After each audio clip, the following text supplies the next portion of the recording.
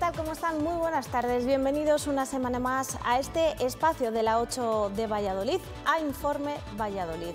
Les vamos a hablar de un famoso museo que hay en la capital vallisoletana, el Museo de la Ciencia. Cumple 20 años, abrió sus puertas en mayo de 2003 y desde entonces no ha dejado de divulgar el conocimiento en muchas de sus vertientes. Más de 1,5 millones de visitantes en todo este tiempo, 154 exposiciones, 47 programas de planetario, casi 300 conferencias y mesas redondas, 84 espectáculos, 25 concursos, 13 carreras de la ciencia y 350 diferentes actividades educativas.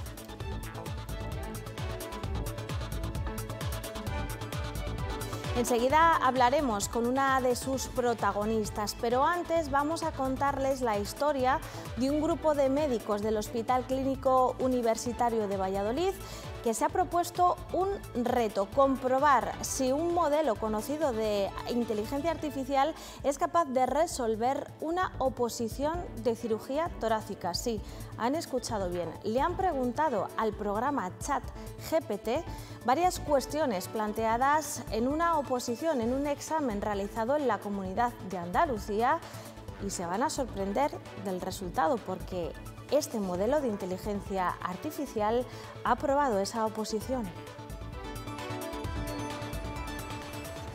La inteligencia artificial ya no es ciencia ficción. La utilizan, por ejemplo, en el Hospital Clínico de Valladolid. Con la pandemia del COVID-19 ya se utilizó un programa informático que utilizaban los compañeros de radiología que permitiría detectar cuánto parénquima pulmonar, cuánto pulmón estaba afectado por enfermedad por COVID-19, y lo hacía un sistema de inteligencia artificial después de haber analizado cientos de miles de casos de pacientes. Estos sistemas intentan emular el cerebro humano. Se les introduce datos de entrenamiento para que puedan inferir conocimiento. Uno de los más conocidos actualmente y que tiene versión libre es ChatGPT. Es una herramienta de inteligencia artificial, un modelo de procesador del lenguaje que lo que hace es, a través del análisis de un conjunto masivo de datos de Internet, hace una especie de autoaprendizaje y a través de eso es capaz de simular una respuesta humana y puede dar respuestas correctas a diferentes cuestiones o preguntas que tú le realices. Álvaro es médico residente en el Hospital Clínico. Es uno de los médicos que ha participado en un estudio que han publicado en una prestigiosa revista científica y que está teniendo mucha repercusión, especialmente en redes sociales.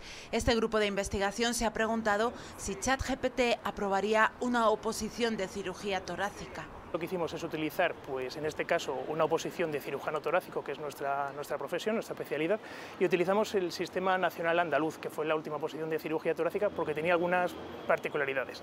Y es que ese examen estaba dividido en dos grandes bloques. Uno era solo cuestiones puramente teóricas y otro tenía las cuestiones prácticas. En esas cuestiones prácticas se supone que tienes que aplicar cierto razonamiento crítico que un modelo de inteligencia artificial es probable que no sea capaz de hacer. Este sistema de inteligencia artificial, ChatGPT, consiguió aprobar. La mayor parte de las respuestas correctas venían del grupo de preguntas que eran puramente teóricas. Cuando este sistema de inteligencia artificial tenía que resolver preguntas que eran cuestiones más prácticas, que necesitan eso de un criterio clínico o de una experiencia, y la tasa de respuesta correcta fue mucho más baja.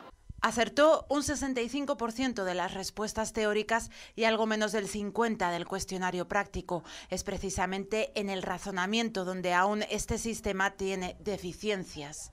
Había veces que había acertado, pero esa respuesta que nos había dado o era muy antigua o era de protocolos muy antiguos o no se había acertado, pero sí que a veces las justificaciones que da para esos aciertos pues quizás no sean los más adecuados. Pero está en continuo avance y si esta prueba la repetimos dentro de un mes... Este sistema de inteligencia artificial sigue mejorando, sigue aprendiendo de esos datos que están localizados en Internet y probablemente dentro de un mes o dentro de un par de meses, en lugar de un 63% o 65% de aciertos, tenga un 80%.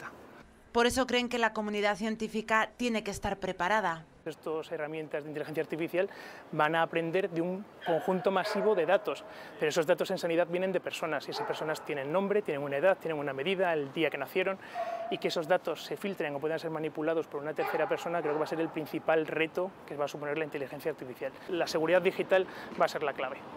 Además de cuestionar el sistema de oposiciones... Nos ponen a cualquier persona, aunque no sea médico, con un ordenador al lado, vamos a ser capaces de aprobar una oposición de cirugía torácica. Pues quizás los sistemas de oposición deberían ser diferentes, deberían ser más orientados pues, a un razonamiento clínico, un razonamiento crítico. Este estudio aviva el debate. ¿Las máquinas llegarán a sustituir a las personas? Tú ves a entrar el paciente por la puerta y empiezas a evaluar sus criterios clínicos, qué apoyo familiar tiene, pues son muchas cuestiones que no pueden reflejarse y que la inteligencia artificial nunca va a ser capaz de detectar. Yo creo que el ojo clínico no lo puede simular la inteligencia artificial. Hablando de un servicio de cirugía torácica, puedes haber operado cientos de pacientes de una misma patología y puedes analizar qué hicimos bien, qué se hizo mal.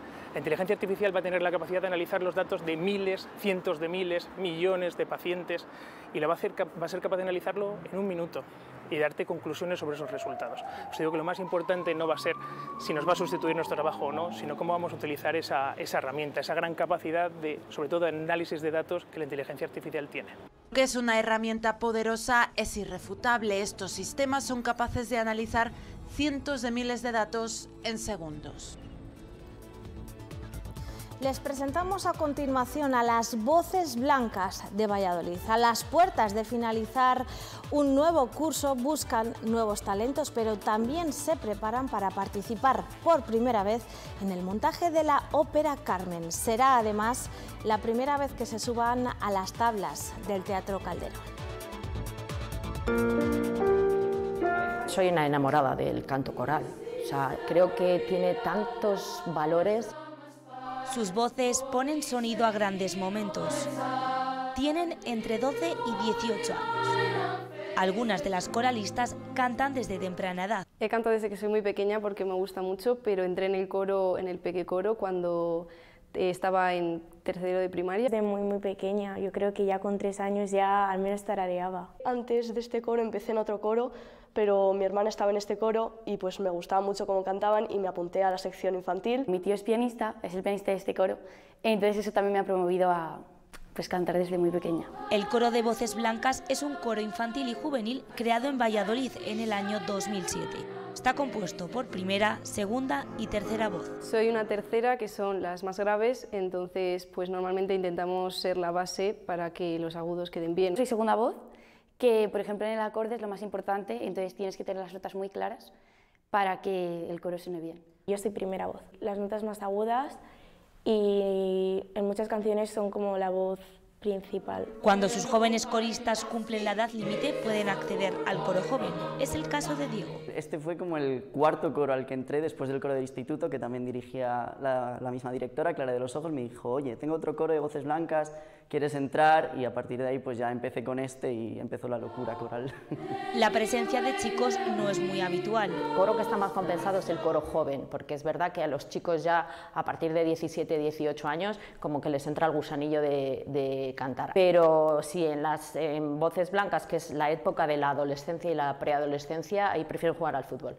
Entonces hay muy pocos chicos. En total en Voces Blancas solo hay un chico, pero en toda la escuela pues habrá aproximadamente como 75% de chicas y 25% de chicos. Tanto los chicos como las chicas experimentan cambios en la voz a medida que crecen. En las chicas el cambio es más sutil, pero en los chicos la voz empieza a ser más grave. Es curioso y algunos directores dicen que traumático, porque claro, tú has cogido una técnica o has aprendido ciertas formas de cantar y cuando se te cambia la voz ya se te abre el pecho, entonces puedes proyectar desde otro lado, tienes más notas, pero no sabes hasta dónde, a veces te haces daño porque subes, otras te haces daño porque bajas, entonces tienes que ir aprendiendo poco a poco, muchas cosas de imaginar, de sí, tú puedes, y tú dices que no puedo, que voy a sacar un gallo, y ellos que sí, tú que no, pero es un cambio drástico.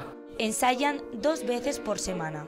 En sus manos, grandes obras que pasan de generación en generación. Cantamos en todos los idiomas que te puedas imaginar, casi menos español. Hemos cantado hasta en un idioma antiguo, creo que está casi muerto, de Sudamérica, y hemos cantado en griego. En una sola canción creo que cantamos en albanés, en griego y en árabe.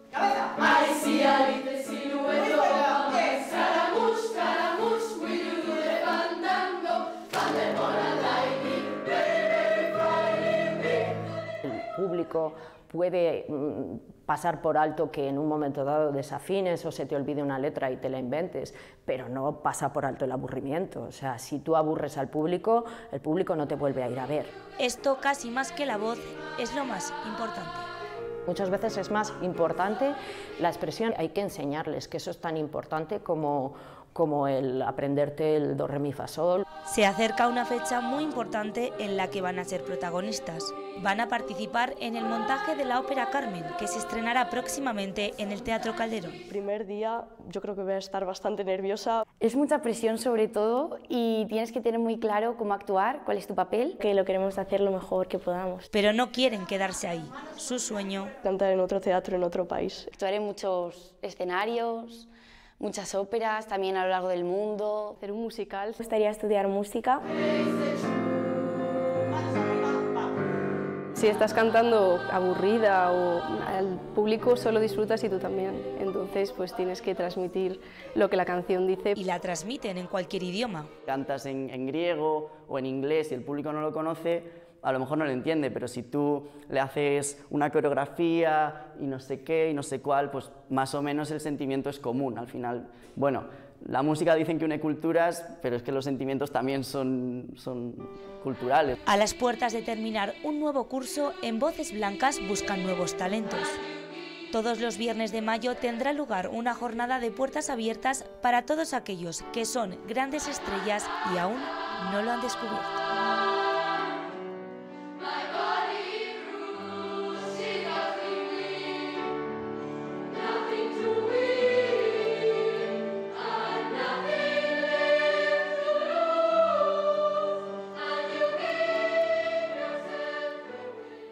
Se lo contábamos al inicio, en mayo del año 2003 abría sus puertas uno de los museos más míticos de la ciudad de Valladolid, el Museo de la Ciencia. Para celebrarlo y para contarnos también cómo ha sido la evolución durante todo este tiempo y cómo se ha divulgado la ciencia en Valladolid, nos acompaña hoy Inés Rodríguez Hidalgo, que es la directora de este espacio. Bienvenida y gracias por acompañarnos aquí en este plató de Informe Valladolid. Gracias a ti por invitarme y por venir a contarle, a recordarle a la gente que tienen la suerte de vivir en una ciudad con un Museo de la Ciencia. Inés, de esos 20 años, durante 14 has sido directora de este espacio, bueno, sigue siéndolo. ¿Qué valoración puede hacer desde su punto de vista de cómo ha ido evolucionando el museo en estos 20 años? Yo creo que nos define la palabra resiliencia. O sea, un Museo de la Ciencia con la que está cayendo en los últimos años debido a la pandemia, por ejemplo, ahora debido a otros problemas económicos, pero cuando yo entré en 2009 debido a una crisis galopante, es un milagro.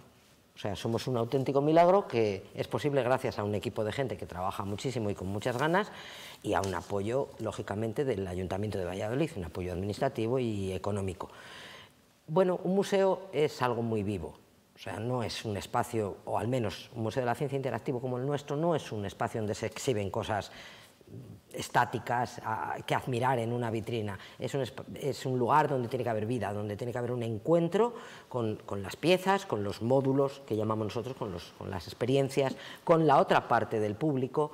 Entonces, lo que hemos hecho durante estos 20 años es por mantener eso vivo, cada vez más vivo y sobre todo en continua evolución. Y tan vivo, porque lo decíamos al inicio, 154 exposiciones, 47 programas de planetario, casi 300 conferencias y mesas redondas, 84 espectáculos, 25 concursos, 13 carreras de la ciencia, más de 350 actividades educativas. Inés, este museo ha querido sobre todo incidir en la divulgación. Es que es nuestra razón de ser, un museo de la ciencia, como digo, además interactivo. Yo creo que tiene por misión servir de puente entre la ciencia y la tecnología y el público no especializado. Y eso se puede hacer pues, con diversas herramientas, con exposiciones, con programas de planetario, con conferencias, con mesas redondas, con concursos, con talleres educativos, con visitas guiadas y casi con cualquier cosa. Yo para eso soy muy abierta, o sea, todo vale, se puede utilizar todo. Con la intención de traducir, porque al final la divulgación siempre es un proceso de traducción de un conocimiento muy especializado a un lenguaje que sea asequible para la sociedad, para el público general. Me recuerda un poco esto que comenta Inés a la labor que hacemos también los periodistas, ¿no? De hacer asequible al público las cosas que pasan alrededor. Claro. Y creo que ahí reside parte del éxito del museo, ¿no? Y ese más de 1,5 millones de visitantes que ha recibido en estos 20 años. ¿Cuál es el perfil, tipo de visitante que llega al museo? Muy variado, muy variado. Hay un público permanente, digamos, que es el público escolar. Maravilloso, que es el que nos llena el museo de martes a viernes, que ha tenido un bajón y una crisis muy fuerte por la pandemia y porque las restricciones en Castilla y León en cuanto al número de visitantes, o sea, los aforos o la distancia que había que mantener en talleres y todo, han sido tremendas, o sea, las más duras de toda España. Pero este año que el curso escolar se ha abierto, digamos, ya con todos los aforos completos y sin restricciones de ningún tipo, parece que no hubiera mañana. O sea, todos los días hay 4 buses. 4 buses significan 200 escolares, pues son 50 más o menos, y que están correteando por allí por el museo de todas las edades. Entonces ese público es estupendo, porque igual recibes estudiantes de secundaria, últimos cursos, bachillerato. Este es un público dificilillo, ¿no? Bueno, pues porque el interés está en otro sitio, en esa edad. Pero sobre todo la gente muy menuda, entre 3 y 7 años, los que vienen a la sala infantil, pues ese público es maravilloso. Luego, en fines de semana o en días festivos y demás, público familiar. Y esta es la cosa más bonita que hay, o sea, mamá, papá, niños, niñas, abuelos, abuelas. Y luego hay público general, que viene, pues, por ejemplo, específicamente a una exposición que le interesa, a una proyección de planetario, a una charla, a una conferencia, a una mesa redonda. Siempre queda ese público adolescente y juvenil complicado de llegar, pero es por lo que te decía, porque yo me acuerdo perfectamente, yo soy muy comprensiva con esas edades, porque me acuerdo muy bien de cuando la tenía.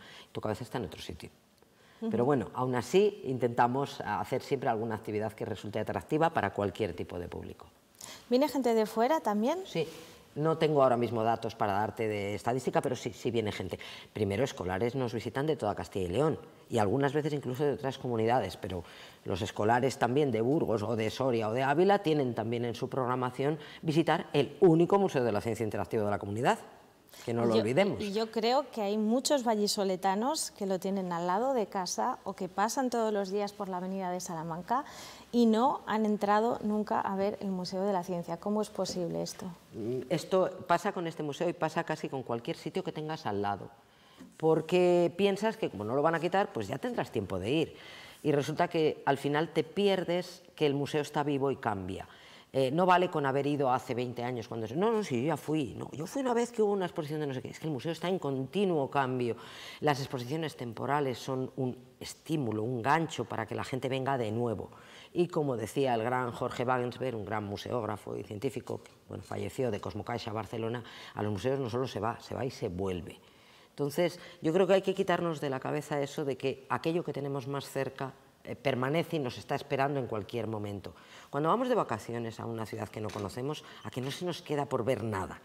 Normalmente vamos con el tiempo justo y vamos al galope visitando cualquier iglesia, cualquier museo, cualquier espectáculo que haya, porque no sabemos si vamos a volver. Pues un poco podríamos tener esta actitud entusiasta, ¿no? Quizá también en lo que tenemos cerquita. Además, lo estamos viendo en pantalla, es un museo de la ciencia, pero que trata de divulgar el conocimiento, trata de ser vivo, de ser interactivo, incluso podemos encontrar allí grandes descubrimientos, pero también podemos ver pequeños ingenios, ¿no? Como los que estamos viendo en la pantalla, de personas que pueden ser nuestros vecinos, amigos, que han tenido una idea, han inventado algo y se muestra también ahí. Sí, en este espacio. Es un pequeño espacio que en el vestíbulo dedicado a inventos de Castilla y León.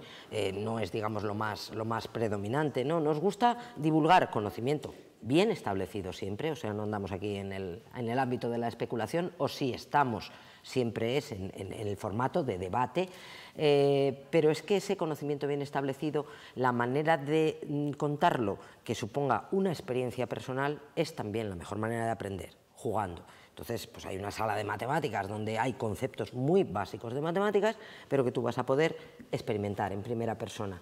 Y lo mismo pasa con contenidos de exposiciones temporales. Ahora mismo tenemos Trazos, una mirada del siglo XXI a la pintura científica, una exposición preciosa que han producido para ser estrenada en nuestro museo con motivo del 20 aniversario, que fíjate, mira, justo lo estamos viendo ahora, explora precisamente la importancia de la ilustración científica en formato pintura, dibujo, etcétera, en toda la historia de la ciencia. Tú solo piensa una cosa, hace varios siglos no se iba con un móvil en el bolsillo que te permitía fotografiar cualquier insecto, cualquier planta. Todo el conocimiento que tenemos de animales ya extintos o de plantas que han desaparecido o han cambiado, es a base de dibujos, por ejemplo. Leonardo da Vinci, el tema de la anatomía. Sabemos que había bisontes en Altamira por lo que encontramos en las cuevas. O Ramón y Cajal era un dibujante magnífico de las neuronas, por ejemplo. Hoy día te puedes comprar un libro de dinosaurios y no encontrarás ninguna foto, porque es imposible hacerle una foto a los dinosaurios, hay que dibujarlos o hay que reproducirlos por ordenador. Entonces, bueno, pues los temas que intentamos abordar son siempre muy variados, muy cambiantes, para que supongan también un aliciente para venir y volver. También se le ha dado siempre mucha importancia, ¿no?, a la mujer, al papel de la mujer en la ciencia. Ay, lo intentamos, sí, cada vez más en los últimos años. Claro, hay que recordar que el 50% de la humanidad, pues aproximadamente somos mujeres, y que si en la ciencia, en la tecnología, en las ingenierías o en cualquier otra actividad humana, o sea, no se permite la entrada o el progreso o el ascenso de ese 50%, nos estamos perdiendo el 50% del talento. Esto es de cajón. Entonces, bueno, mujeres muy valiosas hubo y hay que darle su sitio. Entonces, siempre en torno al 11 de febrero, al Día de la Niña y la Mujer en la Ciencia, hacemos alguna pequeña exposición en el vestíbulo, alguna actividad. Acabamos de clausurar ahora Científicas olvidadas, jamás contadas, una exposición preciosa de Rosana Largo, que además ha combinado muy bien arte y ciencia, que eso es algo que nos gusta mucho también. Todos estos maridajes, como se dice en los vinos, ¿no?, de la ciencia con otras manifestaciones culturales, con el teatro, con la música, con la pintura. Pero lo cierto es que es una minoría, ¿no?, el número de mujeres que accede a carreras científicas. Quizá... No, yo creo que accede no, o sea, las cifras indican que en el periodo de estudios, en muchas carreras superan las mujeres a los hombres. El problema es luego el tema del techo de cristal, o sea, de cuando tú ya terminas los estudios y tienes que optar a una carrera profesional que requiere más tiempo, más dedicación, más responsabilidad y luego, por supuesto, más reconocimiento y más sueldo, ahí ya nos vamos quedando atrás. Y eso pues tiene un montón de causas sociológicas que quizá no es el momento de entrar aquí ahora, pero mujeres que inician o que se embarcan en carreras o en estudios científicos y tecnológicos hay. El problema es que luego pueden ver su carrera truncada y no llegar a los grandes puestos directivos o de muchísima responsabilidad. Y eso nos lo tenemos que hacer mirar. ¿Cree que faltan referentes femeninos o que quizá no se da tanto a conocer, no digo en el Museo de la Ciencia de Valladolid, sino en general, la labor científica de divulgación que han venido realizando las mujeres a lo largo de la historia? Faltan referentes femeninos, punto. En el Museo del Prado, no hace tanto, han hecho una exposición por fin dedicada a las pintoras del Prado, que era como una asignatura pendiente que tenían. Pues en esto pasa igual, o sea, cuando un chavalín o chavalina quiere ser futbolista, a la cabeza le viene rápidamente Messi. Bueno, pues ya era hora de que le viniera Putellas también, y eso es de antes de ayer. Pues en la ciencia pasa un poco parecido. Cuando alguien piensa en dedicarse a la ciencia o la tecnología, pues va a pensar en Einstein, va a pensar en Stephen Hawking, va a pensar siempre en varones. Y en el caso de mujeres probablemente le va a venir a la cabeza Marie Curie y poquito más. Pues hay que dar esos referentes, esos espejos en los que mirarse y digamos que aspiraciones a las que tender, porque existen. ¿Y debería ser la divulgación científica parte de la cultura general de las personas? Es que lo es. Yo llevo 14 años peleando en esta ciudad y en donde me quieran escuchar y diciendo que la ciencia es cultura, es con mayúsculas, y que sin ciencia no hay cultura. Siempre ha sido así, pero es que en pleno siglo XXI, en que vivimos inmersos en la ciencia y en la tecnología, no se puede ser culto sin tener ni idea de ciencia. Entonces, claro que sí, la divulgación científica es esa parte de dar a conocer el conocimiento científico que no está en la enseñanza reglada, y que no está tampoco en los medios de comunicación que se hacen eco de una noticia reciente, por ejemplo, ¿no? Es otra manera de educar también al público, es lo que llaman los anglosajones educación no formal y educación a lo largo de toda la vida. Es la que no tienes eso, ni en el telediario, ni en el periódico, ni en tus recuerdos de infancia, sino de otra manera y sobre todo muy experiencial. Inés, mañana, día 29 de abril, se cumplen esos 20 años de la colocación de la placa que inauguraba oficialmente el museo, y ustedes, para celebrarlo, pues quieren hacer como en cualquier otro cumpleaños, ¿no? Invitar al público, sí, invitar a su gente. ¿Qué es lo que van a hacer estos días? Pues ya se ha anunciado en las redes sociales, eso sí, no hay una reserva previa de entradas, sino asistiendo al museo se podrá visitar el museo completo por solamente 2 euros. Un poquito más que un café. Bueno, una caña ya no te dan por 2 euros en muchos sitios. Y cuando digo completo significa 4 plantas de exposición permanente, ¿vale? Con contenidos dedicados a la energía, al agua, a la química, al cerebro y al sistema nervioso, a la neurona o a las matemáticas. La Casa del Río, gran desconocida de Valladolid, con acuarios fluviales al otro lado de la pasarela peatonal, en la otra margen del Pisuerga. El Planetario también, que tiene sus sesiones con ciertos horarios y aforo limitado, obviamente, porque es como un cine, y 2 exposiciones temporales. Bueno, en este momento solamente una, porque hay una que está en montaje y que la inauguramos el próximo miércoles. Bueno, pues todos estos contenidos, más lo que hay en el propio vestíbulo, por solamente 2 euros. Esto no se superpone, obviamente, a otras tarifas o a otras reducciones habituales, que también tenemos, ¿eh? Todo esto, Inés, en un entorno que yo creo que es también muy bonito, ¿no?, de visitar. La zona donde se encuentra el museo. O sea, el museo es un complejo arquitectónico pues muy reconocible, que eso es algo también importante, con una torre que es un poco como las torres de las iglesias, o sea, es el icono del museo, con un entorno pues muy ecléctico en cuanto a materiales y a estilos, su fachada de ladrillo roja, que es pues la mirada al pasado, al momento en el que el museo fue una fábrica de harinas, pero antes, muchos siglos antes, había sido también pues un molino y unas aceñas y una noria. Pues esto, el auditorio, las plazas para pasear, para ver el museo, contemplarlo mientras paseas, la pasarela peatonal tan preciosa y la Casa del Río al otro lado. Desde luego, bueno, cuando hace niebla también tiene su belleza, pero en estos días con este calorón apetece. Pues nada, Inés, yo creo que lo último que nos queda es hacer una invitación a todos los vallisoletanos, espectadores que no han tenido todavía la oportunidad de acudir a visitar este museo, que es el momento, sin duda. Yo creo que sí, además, muy breve, el día 4 de mayo, día de Star Wars, el Día de la Fuerza, inauguramos Science Wars, una exposición que está dedicada precisamente a todas las construcciones de Star Wars, de Lego Star Wars, con paneles que exploran la ciencia de Star Wars. Pero es que además luego tendremos la carrera de la ciencia el día 13, el día de San Pedro Regalado, y luego se aproximan el Día de los Museos 18 de mayo y la Noche de los Museos 20 de mayo, que son jornadas de puertas abiertas, así que si no hay oportunidad este fin de semana, luego no hay excusa. Muchísimas gracias, Inés Rodríguez Hidalgo, por acompañarnos en este espacio y desde luego larga vida al museo y a la divulgación científica. Brindemos por ello.